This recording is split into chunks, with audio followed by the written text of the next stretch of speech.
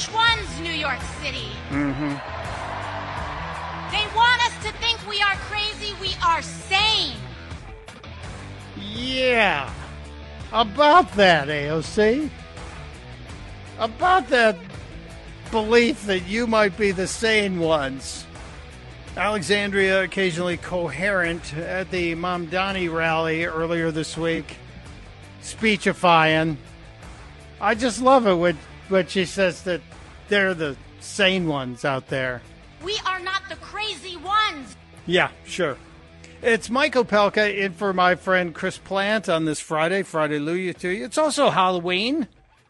I was having a conversation with a few of you who have been texting back and forth about Halloween, and I just don't understand the people who go completely overboard. Now, that's your right. You could decorate your front lawn with 16 and 20-foot ghouls, and you bought skeletons or whatever. I have a neighbor who has 7 bicycles with skeletons on them across the front lawn. And it's even more elaborate than that. And then the rest of the year after this week, it's gone. Christmas, I get. You got a couple, 3 weeks out of it. But the Halloween thing, it just amazes me. But you do you. Have fun, trunk or treat, whatever you're doing. We have a lot of things to get to today. We must talk about the update on the shutdown, the discussion of whether or not the nuclear option should be used in the Senate to kill the filibuster. I'm one of the people who thinks that's a really bad idea. I believe it could be used against us in the near future, and we all know Democrats are capable of doing just about anything. I'm also worried about some of the people who are trying to encourage mass shoplifting tomorrow. Mass shoplifting. We'll get to that. And watching the headlines for the updates that our friend Kash Patel, the FBI director, announcing that a plot, a violent terror attack was thwarted in Michigan.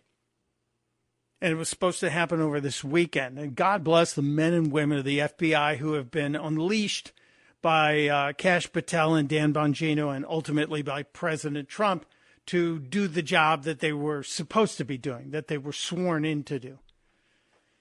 Can't imagine anything more horrifying than if we'd had mass violent terror attacks. Now, there still might be other things that we don't know about. One of the guys they arrested was a 19-year-old from Michigan named Amar Abdul Majid Mohammed Saeed. And supposedly a former member of the Michigan Army National Guard. So charges pending. We'll keep our eyes on that. But I'm talking about the shutdown and talking about ending it by using the nuclear option. I'm against it.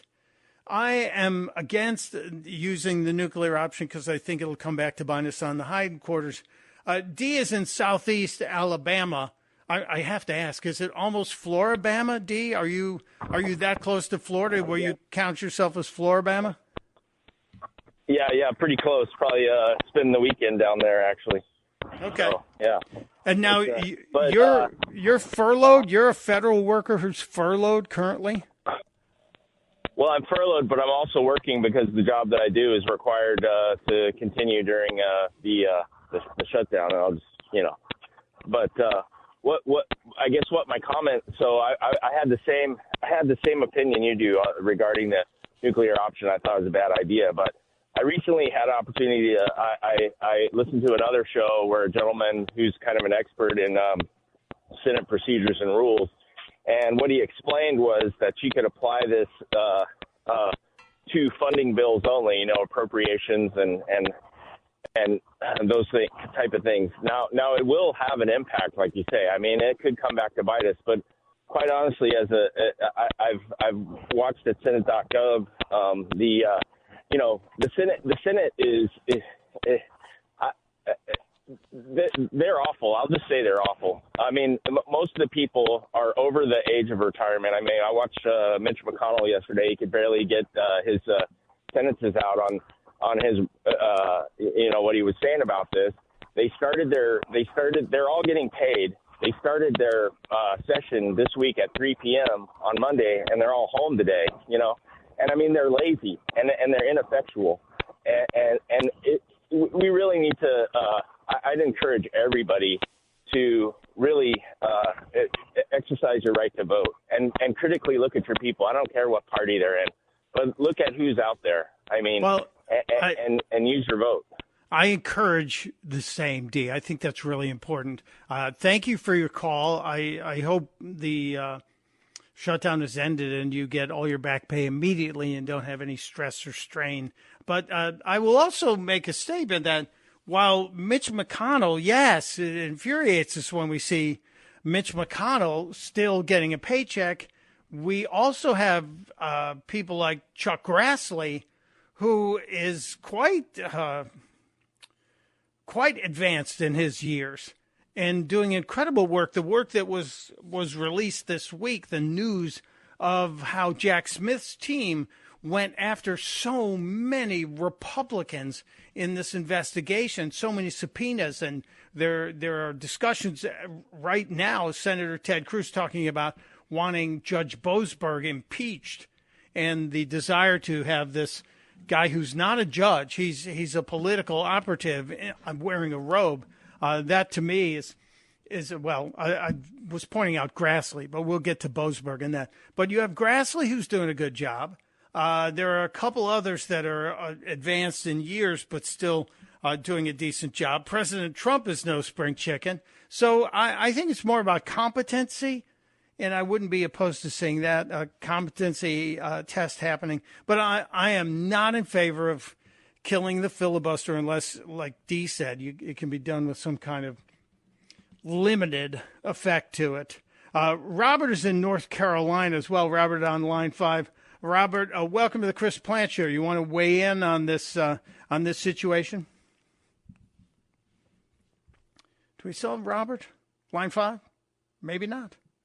All right, let's go to Binghamton, New York, the beautiful town of Binghamton, New York, where Mike is waiting for us. Hello, Mike. Welcome to the Chris Plante Show.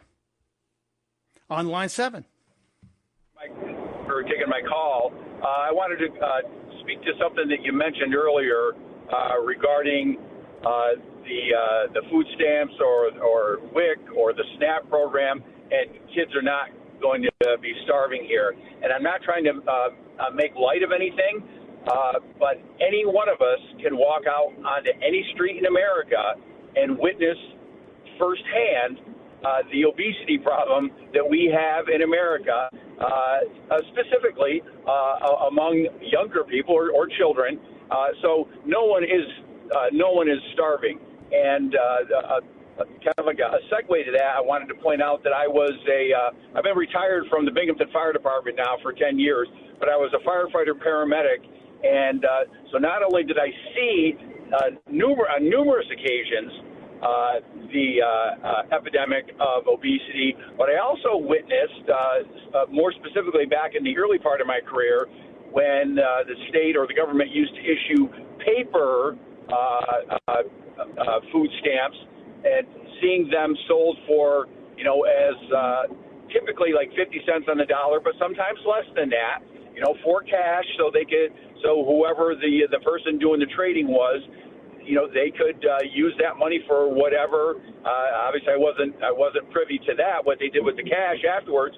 But now there's a person that, and I'm using air quotes, is not entitled to or otherwise should not have food stamps. Now they're able to purchase fraudulently food.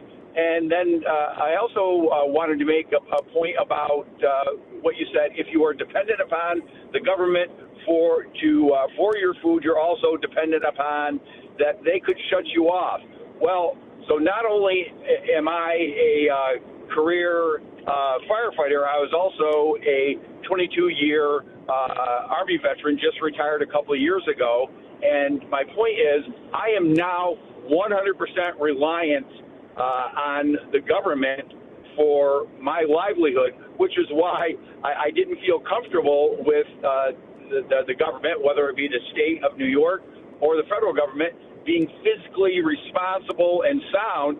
So I went out and started a small business that I'm like struggling at now for the last 2 years. But yeah, so that's my take. That there is fraud, waste, and abuse.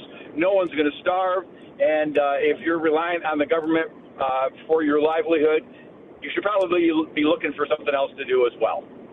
Well, I appreciate, first of all, your service both to the country and to your community in the military and in the first responder, firefighter area, and your common sense talking about the fact that these are supposed to be supplemental support issues. Even Social Security was never meant to be a complete retirement answer. It was supposed to be an augmentation for people once they hit retirement. But thank you for your very thoughtful call, and I appreciate you. I want to share some actual numbers because I looked at the whole SNAP thing when I keep hearing all these people saying 50% of the country relies on this, and you're going to be starving children. You're taking food out of the mouths of the children, and all the dramatic statements that the left are making. Did a little deep dive into SNAP fraud, which is often called trafficking. They're trafficking in your tax dollars, and the number is astounding. In 2025, USDA employees and 5 other people were charged in a $66 million fraud program. They sold EBT licenses, meaning you get a license that says you can accept EBT cards, and the government will pay you back for whatever you say you sold. And these were sold to fake stores that processed fraudulent transactions, redemptions. In other words, that $4,000 EBT card gets bought for $1,000. The person who got the $4,000 card gets $1,000 cash. God knows what they do with it. But then the fake store bills the federal government and gets $4,000 of your money. This is just one example. In February of this year, there were 11 defendants in California charged with a $4 million scheme doing the same thing. 2017, 12 store owners charged with $20 million cash for EBT. It's ongoing. And then the New York Post actually did this article in 2013, and I'm sure this didn't stop then. It's 100% confirmed that EBT cards were used to buy food, non-perishable food, that was then packed into barrels or containers and sold on the black market for cash or profit in places like the Dominican Republic or Haiti. Absolutely confirmed. The New York Post has the story. There are crime rings that have been exposed here as well. This year, they're going to Eastern Europe and Asia, EBT skimming hacks where they buy in bulk and then ship it overseas where it's sold or put on the black market. If Doge had been allowed to complete its task, I guarantee you we wouldn't have this problem. But the number, the 42 million recipients, equals about $145 billion of your money every year. $145 billion of your money. If 5% of that is being abused, that's over $7 billion in absolute waste. And I think 5% is a tiny number. Just saying. And those are hard numbers. These are actual factual statistics on this. So we need to crack down on the abuse and the fraud, and we need to get the government back open. What do you think? 888-630-9625, 888-630-9625. The Democrats say the darndest things. We have proof. We'll share it with you just around the corner. It's Mike Opelka in for Chris Plante on The Chris Plante Show.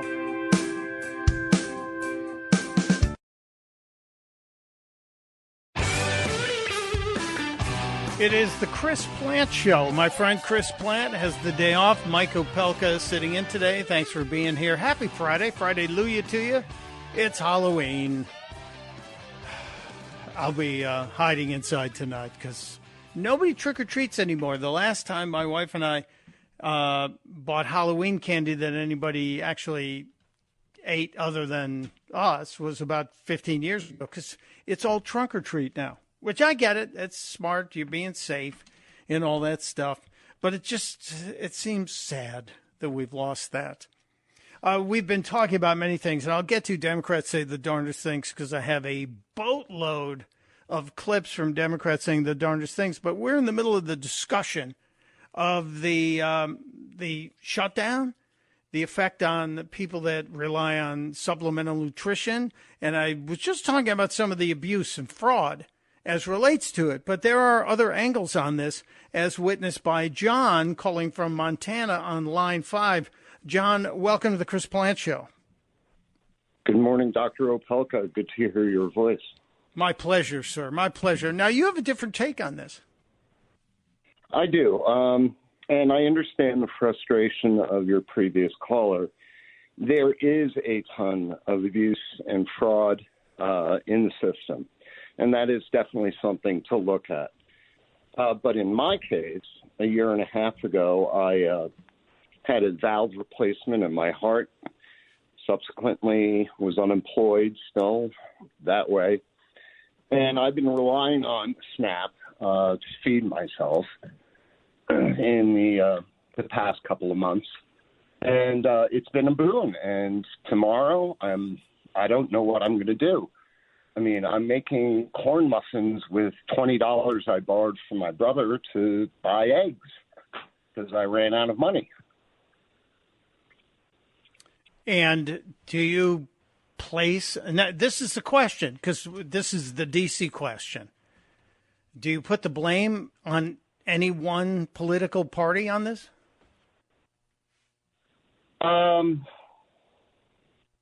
Primarily Democrats, but because you were talking about the CR earlier, and there was a nice suggestion about a temporary nuclear option. Just get to work, pass the CR. If we had done it a month and a half ago, the calendar wouldn't be pushed up against Thanksgiving and then Christmas, and then everybody's home, and nothing gets done until the start of the new year.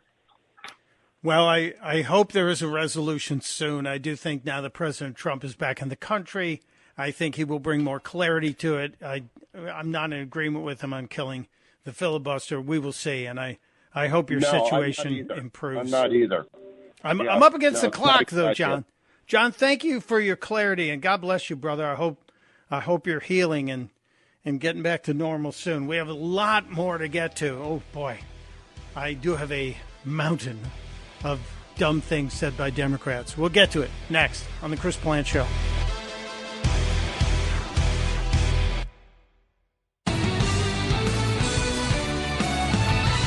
It is the Chris Plante Show. Mike Opelka sitting in for my buddy Chris Plante.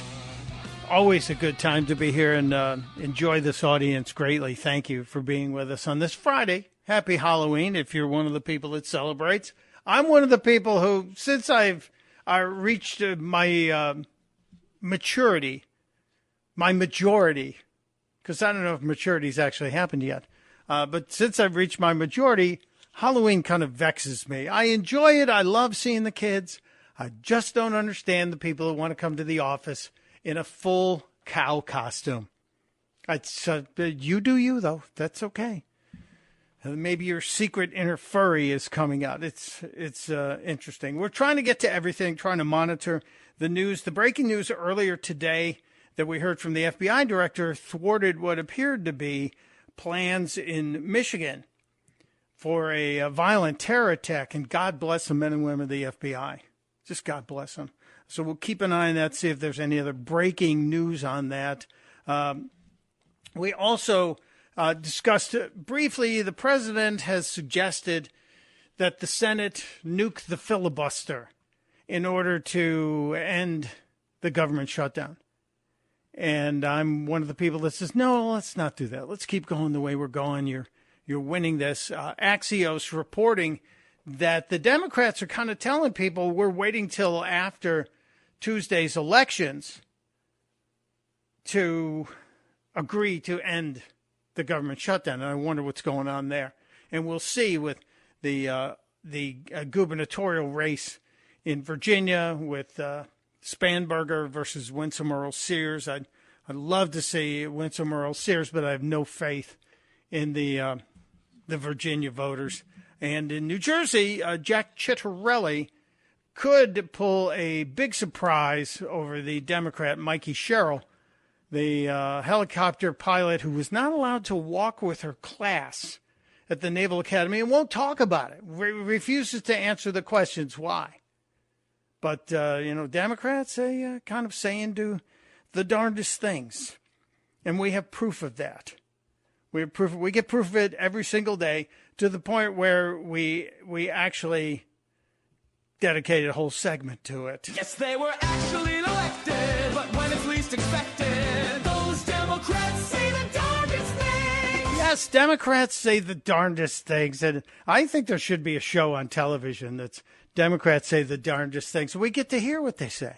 Like example number one today, Seth Moulton, Democrat, was on the Morning Joe show today. Seth Moulton on MSNBC today saying some pretty bizarro and I think maybe even actionable things. They protect people who can buy their way to the White House. See, the Democrats are saying that Trump is protecting everybody. He's protecting people. He's talking about the Epstein files, which the Democrats could have released when Joe Biden was president. They had all the ability to do it. They chose not to. Why? Well, we don't know. But Moulton said things that actually triggered Joe Scarborough. Democrats are here to help working people in America, and Republicans are here to protect the billionaire class. And just what you see time and again from this White House, if you're a criminal, you're going to buy your way to freedom with Trump. If you are one of the people like him who took advantage of young girls with Jeffrey Epstein, then we're going to sort of make that go away. I mean, fundamentally, Speaker Johnson... We don't have evidence that he took advantage of young girls with Jeffrey Epstein. So look at Joe Scarborough jumping in immediately. Joe Scarborough, obviously aware that the Trump administration would, and Donald Trump personally, would no doubt sue the pants off of NBC for allowing Seth Moulton to say something like that and not challenge it. Scarborough seemingly interested in protecting the NBC News, MSNBC franchise. Just want to be very clear. There's enough to talk about Donald Trump without making that assumption. If you want to make that assumption, you can do that on the floor, House floor. And if you have documents on it, then I'm sure the American people want to see that. Yeah, it's not happening. They don't have documents on it. Scarborough even kind of stood up and said, hang on a second. Right. Just common sense be damned. I'm not saying common sense be damned. I'm saying facts. Let's look at the facts. Is he in the Epstein files? He's obviously in the Epstein files. And the reason that fundamentally Speaker Johnson has us on vacation is because he does not want to seat the newly elected Democratic representative. Right, but you said he took advantage of young girls. You have absolutely no evidence of that. I think it's pretty obvious that that's what's going on. You think it's pretty obvious? I do. And I think it's pretty obvious to the Republicans. John Lemire, any reporting on this? Well, we know. So Jonathan Lemire, Scarborough calls in Lemire to try and back him up because he knows there are already defamation papers probably being pulled out of a computer at this point. Lemire and Scarborough defending MSNBC from this craziness from Seth Moulton. Well, we know that he's friends with Epstein. We know the birthday card was in there. I mean, he has not been accused of any wrongdoing. No. I think that's the point you're trying to make. But also, certainly here, we know that Speaker Johnson has kept the House out of session, in large part to not seat the woman, the Congresswoman-elect from Arizona, who would provide the decisive votes to release more material. So, yeah, certainly that would be, any association with further embarrassment. And also the book that Virginia Giuffre wrote said she never saw him around there. And I'm not doing his bidding. I'm just saying there's enough things to talk about Donald Trump without talking about. Yeah, there are enough things, as you guys could fill every hour of every day and often do.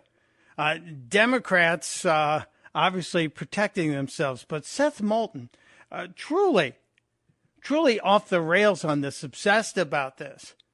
And he's not the only Democrat who's out there saying ridiculous things. You have, of course, Kamala Harris, who has been traveling this country and the world trying to sell her book, 107 Days. And it's amazing to me. She's been doing podcasts in America and podcasts in Australia. And some of the podcasts, they have yielded, I guess what you would call is some rather unusual statements from the former vice president. You might even think she's found Nancy Pelosi's thermos if you listen to her.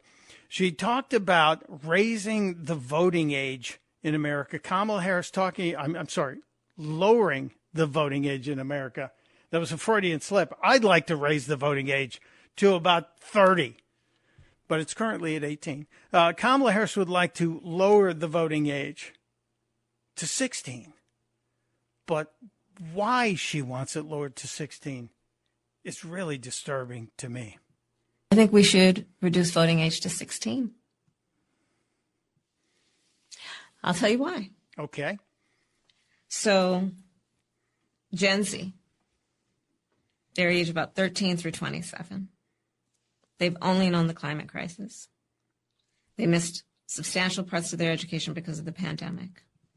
Now, this is where she's already lost me. She's saying that Gen Z, who has always believed in your climate crisis hoax and missed a couple of years because of the pandemic, a couple of years of real solid education, what better way to reward people who are uneducated than to give them the right to vote? You're saying we need more stupid people to vote. If they're in high school or college, especially in college, it is very likely that whatever they've chosen as their major for study may not result in an affordable wage. Yeah, that's because they've been directed that way by the people inside the debt factories we call colleges. They've coined the term climate anxiety to describe fear of not only being able to buy a home, but that fear will be wiped out by extreme weather, but fear of having children. So Kamala Harris in Australia, I guess they didn't get the news that one of the major pushers, and I use that term just like you talk about drug dealers, one of the major pushers of the climate scam, Bill Gates, has said, okay, we're backing away from this. It really was Bravo Sierra. We were just kidding. Yeah, I know. It was just a whole scam. Because now Kamala's reinforcing the stuff we heard out of Katie Porter when she talked about her daughter saying, Mom, I don't know if I want to ever have kids because of the climate. I don't know if I could. The world will be on fire. Yeah, and all of that has been pushed to the side. I guess it hasn't made it to Australia yet. It is expected that Gen Z will have 10 to 12 jobs in their lifetime. Let me think how many jobs I've had. Oh, I work in radio. That doesn't count. That has changed. The amount of jobs people have in their lifetimes is one of those changing things. And we've had the gig economy for how many years? They are a larger number than boomers. Yeah, that's because the boomers are all dying. There's a specific generation of people who are going to impact our nation and the world. Yeah, so we should give more of them the right to vote, especially since they've lost a couple of years of education. I'm sorry, no, we do not want 16-year-olds voting. I barely want them on the road. What could possibly go wrong? 16-year-olds voting. One of the dumbest things I've ever heard out of Kamala Harris. Until you listen to her talking about just what a great president she would have been because she knows all these world leaders. And then, of course, being vice president and doing the work of vice president of the United States, I met with over 150 world leaders, presidents, prime ministers, chancellors, and kings. I've negotiated very important deals and issues on behalf of the American people. And then of course being hang on there, Kamala. I would like to know one thing she negotiated. I truly would, because I can't find anything. Harris, in this interview with an Australian podcaster, also told us the delusion she was in.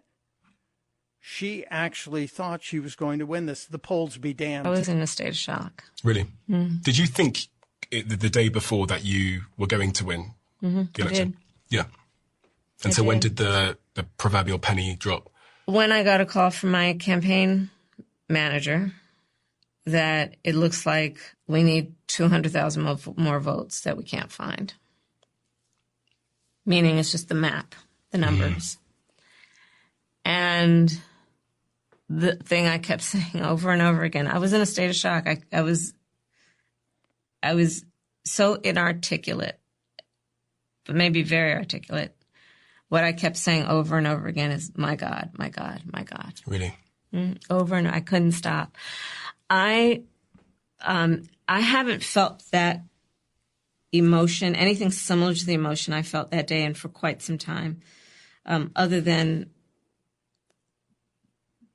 the grief I felt when my mother died. Wow. Listen, I'm not going to make a joke about anyone who's lost a parent and the grief they felt, but that's a bit of a reach, madam. That is a bit of a reach. And then the Kamala Harris moment, there were two moments in a different podcast. Kamala Harris interviewed by Jon Stewart. Jon Stewart, who, let's not forget, he's excited about Mondami being elected, possibly being elected the mayor of New York City. And I think Jon Stewart probably still makes a lot of money in New York City, which Mondani will take a lot more of it if he is elected, God help us. But Jon Stewart actually appeared to be stunned when Kamala Harris answered the question about whether or not Joe Biden was competent enough to serve as president. I believe he was fully competent to serve. Do you really? Yeah, I do. That surprises me, actually. No. He looked at the camera as if to roll his eyes and say, oh, my God, she believed Joe Biden was competent enough to be president. She believed that. Ridiculous. I have one more Kamala Harris clip, but I have to tell you, we were initially concerned about this clip. We thought it might be AI. It's a clip of Kamala Harris having a meltdown, and I consider Kamala Harris to be the first victim that we will publicly identify of BDS. You've heard of TDS, Trump Derangement Syndrome. We are now declaring a ballroom derangement syndrome to be an actual psychiatric issue, a mental health issue, BDS. And I think Kamala Harris is the first person who's been stricken by BDS, the ballroom derangement syndrome. And now it comes in combination with not just a ballroom derangement syndrome. It comes with Kamala dealing with the pressure as it relates to the shutdown and the SNAP benefits. We thought this was AI, but based on every analysis, this actually happened in Kamala Harris's interview with Jon Stewart. Are you kidding me? This guy wants to create a ballroom for his rich friends while completely turning a blind eye to the fact that babies are going to starve when the SNAP benefits end in just hours from now? Come on. So what? I'm not going to be distracted by, oh, does the guy have a big hammer? What about those babies? Right. Right. Jon Stewart probably thanking God that she wasn't in the same room as he was. Probably thankful that he could get support from his crew there with him. And that at any time he could say, oh, my God, the feed is deteriorating. We're going to have to cut this short. I know it's Democrats say the darndest things, and we really just gave you Kamala Harris. I have others to share with you as well, and you're welcome to suggest them as well. 888-630-9625. It's Mike Opelka in for Chris Plant on The Chris Plant Show. Are you kidding me?